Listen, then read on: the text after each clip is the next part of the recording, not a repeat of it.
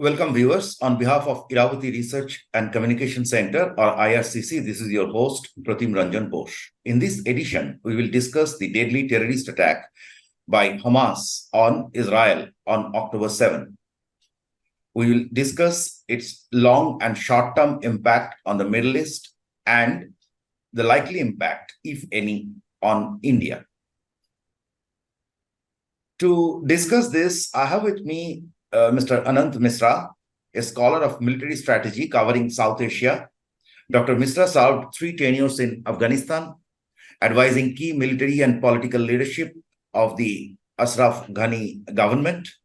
He also served as a visiting defense fellow at the Center for Afghanistan Studies, Jindal School of International Relations, and continues to serve as visiting fellow with the International Center for Policing and Security at the University of South Wales.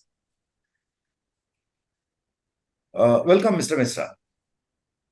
I have, you are a security man, so let me just begin by saying that, correct me if I am wrong at any aspect. Now, Israel seems to be fighting a two-front war with the Hezbollah armed group of Lebanon and Hamas-controlled Gaza Strip of Palestine in the West. Israel has peace treaties with neighbors like Egypt and Jordan. That apart, UAE and Bahrain entered Abraham Accords in 2020. Most of these countries criticized Hamas. Egypt hasn't opened its door to Gaza. However, the conflict has upset Saudi-Israel peace plan, that is for sure. Based on the above, I have 3 sets of questions to you. First, how fragile are these treaties, and if there is a possibility of the conflict taking a bigger shape? B, who is gaining by the conflict and who are the losers? Fingers are raised at Iran. However, there is a difference of opinion. Can there be any other invisible hand? And C, do you think that 10/7 terror attack will play a defining role in Middle Eastern politics? Over to you. Thank you, Mr. Bose, for having me here. It's a pleasure to interact with you in such a vivid platform. To refer to your question regarding, let me divide the question into 3 different fragments. So first, you asked a larger, you bring in the Abraham Accords, and then you point out to larger global implications. And then you referred to an invisible hand, if I hear that correctly. It's my wild guess. It's just a Yes, wild these guess. are wild guesses. These are wild guesses. So let me correct the trajectory of our conversation, and let me bring you to a situation or a scenario that existed a year ago. Hamas evolution in terms of to what we saw on which you referred as October 7 attack against the strike against Israel. The level and the intensity of attack clearly pointed out that it was not a one single-handed isolated incident which popped up, let's say, that was planned a month ago or 2 months ago. It was creatively crafted.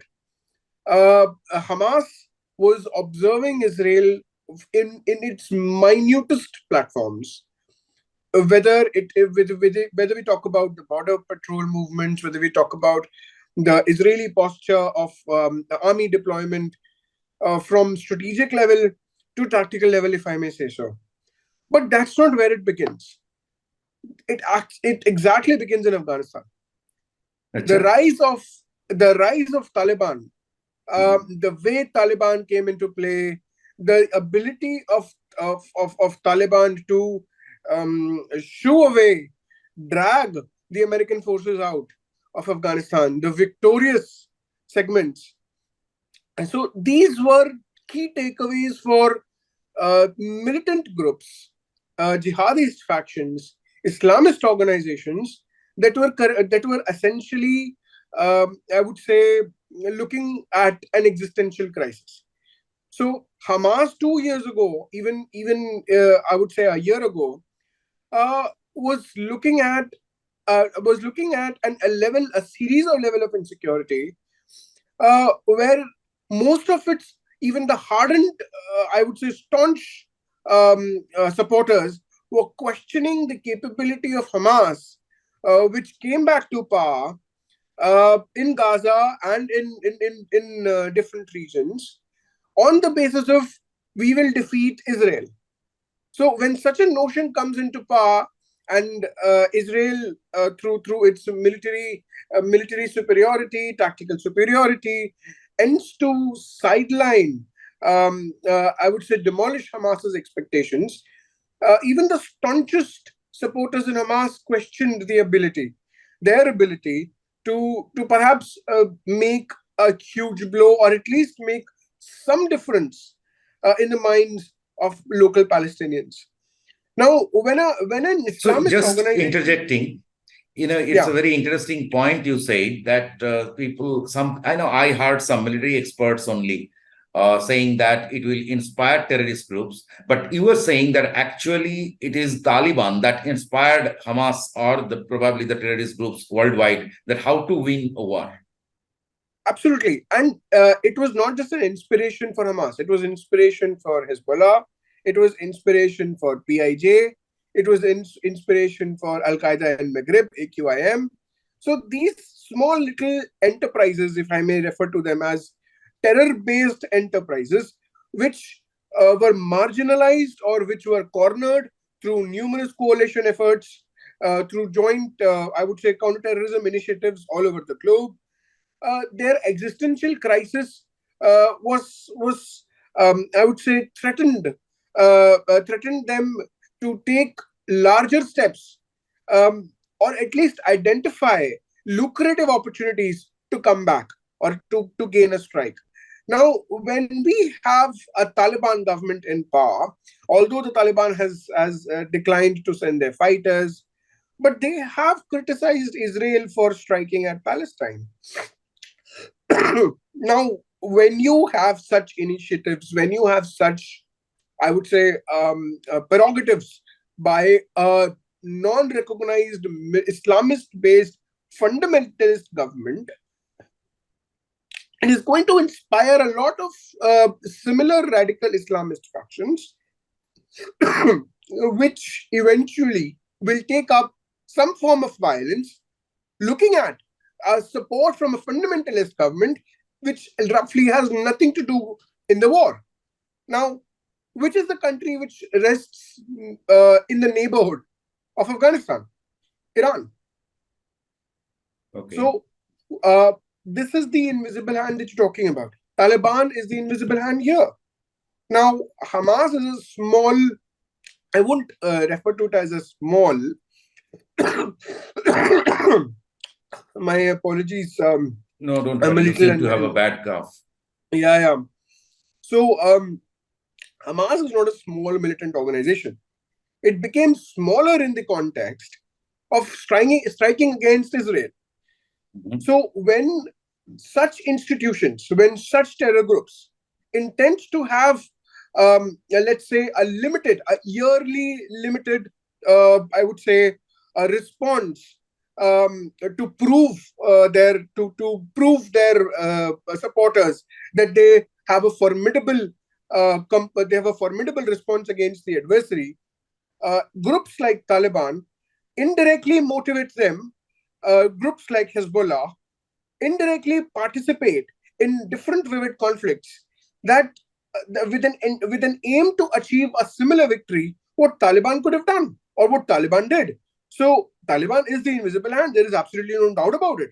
Most of the Taliban fighters, or most of the fighters who actually fought against the West in Afghanistan, came from Syria, came from Iraq, came from different regions. They moved. So today, because Afghanistan has become a, I would say, Just an stopping area. you, Yeah, there is no possibility that these fighters have landed up in Gaza, right? there is no possibility. They could have easily come from Lebanon, But again, although the Taliban government has said it very clearly that it is very difficult for militant organizations, Islamist factions, and other vivid entities to essentially, I would say, cross over to multiple areas. Let's say Lebanon, or you talk about you entering into Egypt. But then it is highly likely for Taliban supporters or for Taliban factions to indirectly provide support to already existing militant organizations and institutions that have been, let's say, propagating violence in Lebanon, in Syria, in Iraq, and those fighters would have easily joined in Hezbollah or Tehran-backed institutions, Tehran-backed Islamist factions, to conduct a strike against Israel. So if I, for layman's sake, if I understand Yes. you, you are Yes. saying that Iran is the head of the Hydra because it supported Taliban, and the other important head is Hezbollah. Absolutely. But again, the thing is, Hezbollah is the key. It's not just the head. Hezbollah is the key. So when Hezbollah owned militants, or Hezbollah, I would say, trained Islamist factions, they intend to promote, or they intend to create activities that are largely, I would say, anti-West.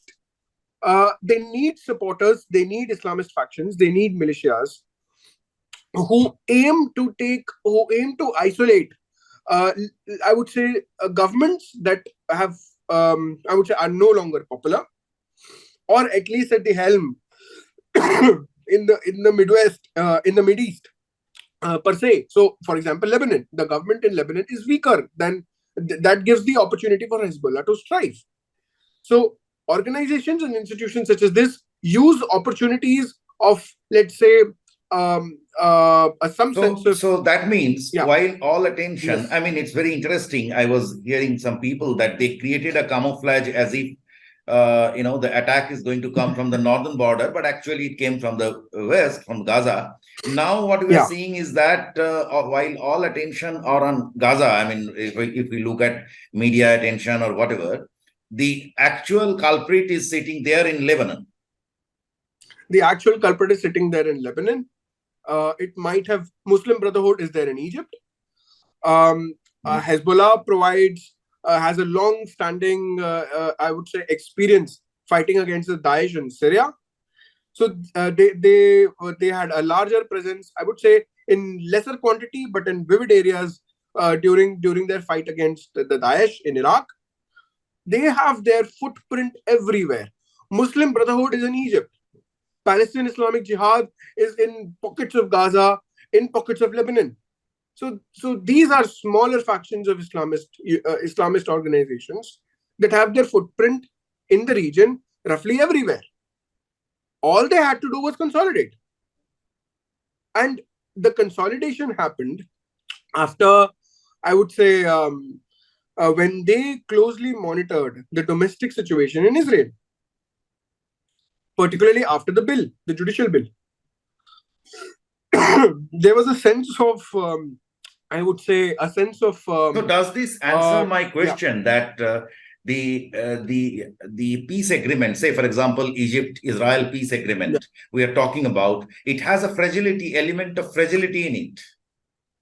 Yes, it has an element of fragility in it, and I think we saw some disruption in Jordan border as well. People were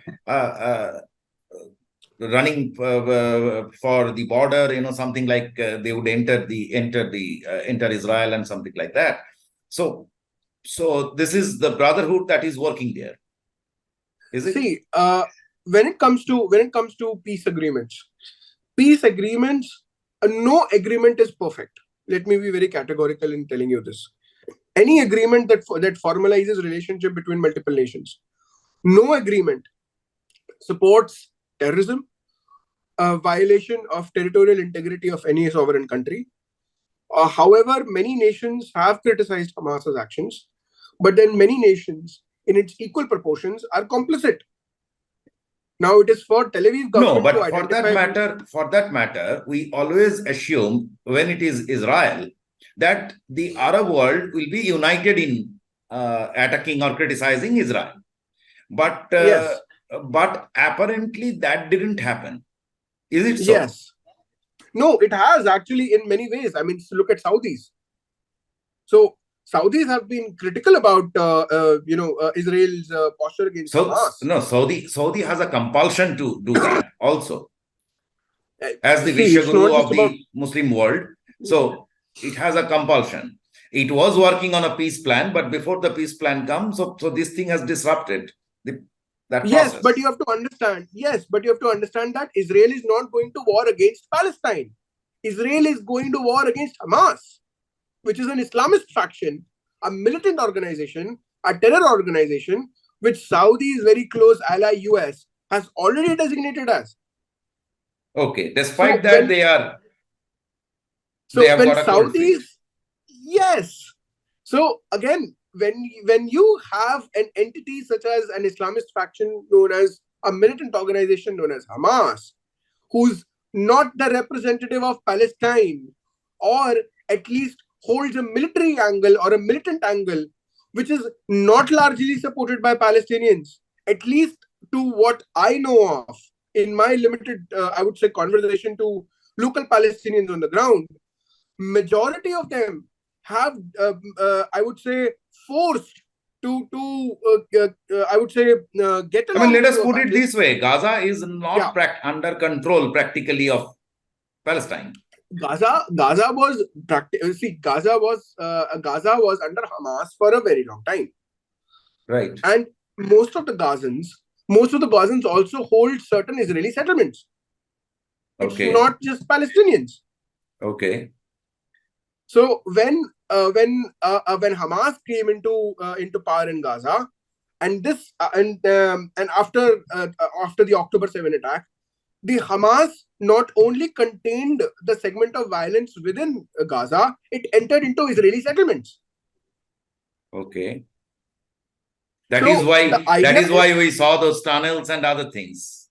Yes, and then we saw hovercrafts hovering in the air, entering into Israeli settlements. That is declaration of war. So the question you need to ask yourself is, did Palestine declare a war over Israel, or Hamas did? Okay, got your point. So if we can just sum up from your discussion, is that you are saying that it is not the peace agreements are not a foolproof process, and so there is an element of doubt that where it will go. So what do you suspect? How will it take a bigger shape? It may take a bigger shape again, because I am currently analyzing the form of engagement that Israel might have against Hezbollah. Hezbollah is not going to get into a direct confrontation with Israel, but in Sheba farms in Lebanon, which is on the border of North Israel and the southern part of Lebanon, you could largely see a possible engagement. Again, it's a possible, may not be probable, an engagement in future context. However, for Israel Defense Forces, the current priorities rests majorly in Gaza. Once Gaza is taken, and once an engagement, once Gaza has been recovered, hostages have been identified and brought back to Israel, I think then Tel Aviv is going to decide what to do with militant or Islamist factions operating within the territory. This is what I assume Tel Aviv's, I would say, rule book is going to suggest. Now, we are all working on a I would say, prognosis of hypothesis, and it is because Israel is in a state of war. It is really difficult for us to identify what probable action is going to take in this time, in a real scenario. What I think is the first perspective is going to take Gaza, and they're going to focus their I would say they're going to focus their elements on Gaza. Their focus and priority is going to be on Gaza beside anything else. So what happens next? Whether it's going to get into a confrontation with Israel, with Hezbollah on the border, whether they are present in Lebanon or firing in Lebanon or anywhere else, is a subject of matter of discussion tomorrow. But today, it's going to be Gaza. Okay. Now, here, for example, I saw Russia's statement. When you were trying to take over Gaza, you saw the press. It is actually, this time it is slightly, despite such a horrible attack on Israel, there is no lack of support to Gaza, right? Now, that's clearly the strength. That's on which they would like to play. The collateral, when Israel will getting onto its counteroffensive, naturally there is collateral damage. It has to be. It's a very highly congested place, and that will be showcased by these elements to drag others into it. And Russia said that that there will be collateral damages and etc. etc. How now I'm asking how the bigger power is playing out over this. US stand, we know, but Yes. What about China, Russia? What are their positions? China has openly supported Palestine, right. And the whole concept of it's actually surprising, because when you see Chinese doing a saga of human rights violations in Xinjiang provinces, actually come up, have an altering stand, and in West Asia. Let us put it in simpler terms. Yeah. What they did in Xinjiang, if any major, it hasn't happened in any major nation across the world. I am keeping North Korea out. And it is against Islam, typically. Yeah. So absolutely. So there, if I may say it very categorically, their stance against Islam coming into Palestine, Islam in their own territory, in their own territory. Absolutely. So in their own territory, they consider Islam as a blasphemic religion, as a religion of blasphemy, and support Islamist factions in Midwest is a direct contradiction to their own policy. So look at their bigotry. Look at the dichotomy of their relations in terms of West Asia and in terms of their domestic politics is itself identifying as to how they intend to play their role when it comes to individual independent crisis. Right. So we have analyzed and we have studied their perspective. And what about Russia, another big player in Middle East?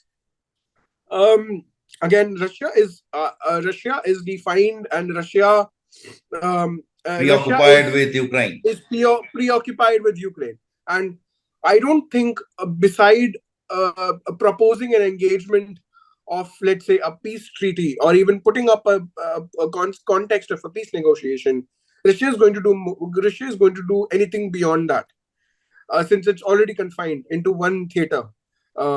And any other engagement, and when it comes to Russian politics, it has always, at some point of time, whenever it has come into crisis, steered clear away from any further confrontation that could result in stretching its resources thin. Whether you talk about Africa or you talk about Asia. So with them already bogged down in Europe, it's highly likely for Russians to perhaps engage, do any activities or actions beside engaging into a diplomatic corridor, or perhaps proposing to bring in both the sides on a table and do a peace negotiations. Okay. Well, before moving on to the next question, I'm just a pointed query. How long do you think the current conflict will stretch? Is it going to, is it going to be another Ukrainian? Because, Israel has almost said in that context that it will be a long war. So how long do you believe it is going to stretch on? See, Benjamin Netanyahu at some point of time have been criticized, isolated, and on numerous occasions feared certain level of insecurity within his own government. If for none else of political leadership within Israel or within Knesset, it's going to be Benjamin Netanyahu's moment. The first part of his action is going to is going to be focusing on taking Gaza back, bringing a sense of security, bringing a sense of I would say a sense of confidence, reiterating confidence not only in Gazans but also at a greater level to those who are regular voters in Israeli politics. This is going to be his defining moment. Okay. If it then depends upon whether he will take it a little beyond and target those Islamist factions which are based in Lebanon or which are based or operating in Egypt and Syria. So you were saying, so what you were saying that instead of others dragging it on, it will henceforth be Israel's moment, because its kind of supremacy has been seriously challenged. Its defensive ability has been seriously challenged. So you are saying that it will now go after, to resurrect either its image or position or its defense abilities. So that is where this timeline is coming about. Absolutely. And it's not just this. Israel is going to make an example out of Hamas.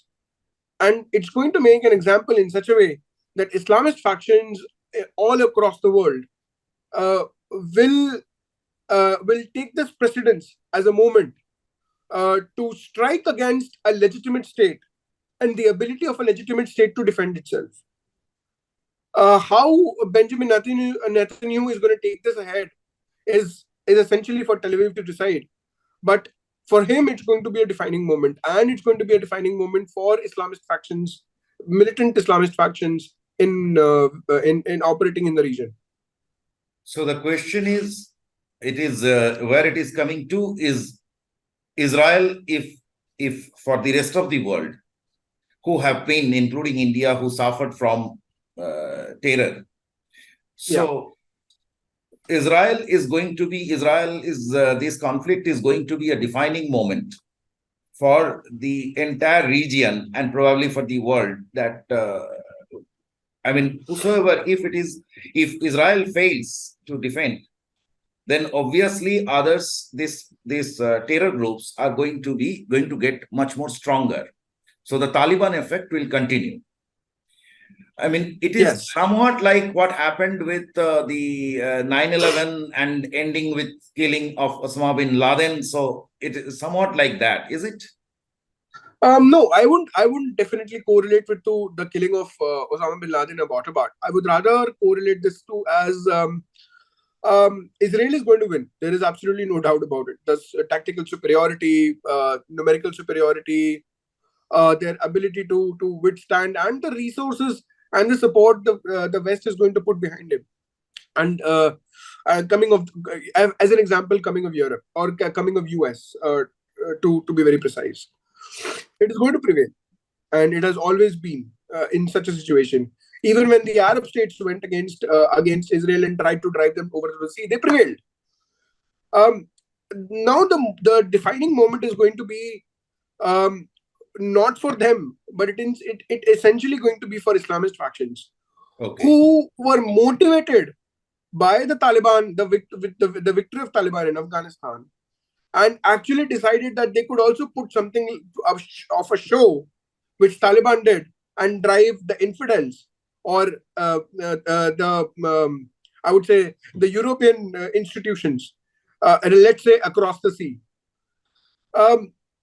These are the key takeaways. Taliban has given a lot of key takeaways to Islamist factions, not to do and what to do when you become ambitious. Now it is very interesting, and let me tell you, Afghanistan is not Palestine. There are staunch, I would say, huge difference between Afghanistan and Palestine. You're talking about the geography and etc. I'm talking about demography. I'm talking about what people expectations are. I'm talking about a sheer sense of consciousness. Right. The ethnic demography in Afghanistan is totally is completely off the chart when it comes to the issue of Israel and Palestine. So, but when Islamist factions become overambitious, are driven by the moment of I would say similar entities driving away I would say regional powers, or driving away Western allies out to the sea or anywhere else out of the country, um, the the objective of rationality is diminished. Now, these Islamist factions survive on the context of external support. In case of Taliban, it had many. In case of Hamas, it also has many. Hezbollah is being one of them. Now, for Taliban, the contradictions came from Hezbollah because, again, from the Shia Sunni indifferences. But Taliban had Tehrik-e-Taliban. So Hafiz Pur Bahadur group. Hezbollah is what? Shia or Sunni? Yeah, so Hezbollah is Shia. Right. And it's a very Taliban is Shia. Sunni. Taliban is absolutely Sunni. So the idea is that is the reason why Hezbollah has always been indifferent. And Hezbollah, I would rather say, Iran supported indirectly and directly the Western presence because it ensured certain security at its borders against the Sunni militants. Right. Now, with Sunni militants coming over, Hamas has learned the example of reinforcement and support, which it aims to get from Muslim Brotherhood and Hezbollah in a long drawn war. Now, to the question when you asked how long is going to be this war be driven, it's not going to be long, as in my assessment. Okay, but it's going to be long.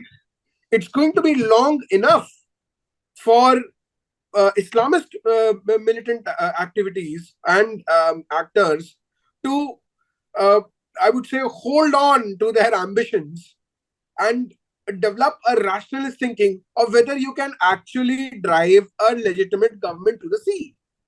So just interjecting and quickly, is that will it bring, will it have a cool down effect on the region? Israel has demonstrated its ability to strike back and strike back profoundly. No, I'm saying, will it have a cool down effect on the regional politics? That's what I'm coming. Yes, that's what I'm coming to. Hence, Israel has emerged again as I wouldn't say a dormant player, but an entity that need not to be fickled with. And it's going to have a larger impact on regional politics in West Asia. Particularly economics. Now that Saudi Arabia is more interested in economics. Absolutely. So, but then Saudi Arabia has also condemned Israel's stand against Palestine.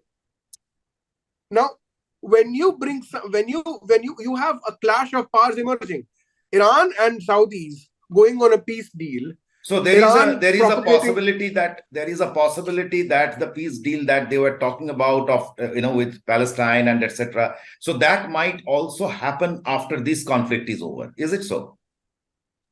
Then again, it's something that we can all hypothesize. What's going to happen after the conflict is actually going to emerge. What is going to happen after the conflict?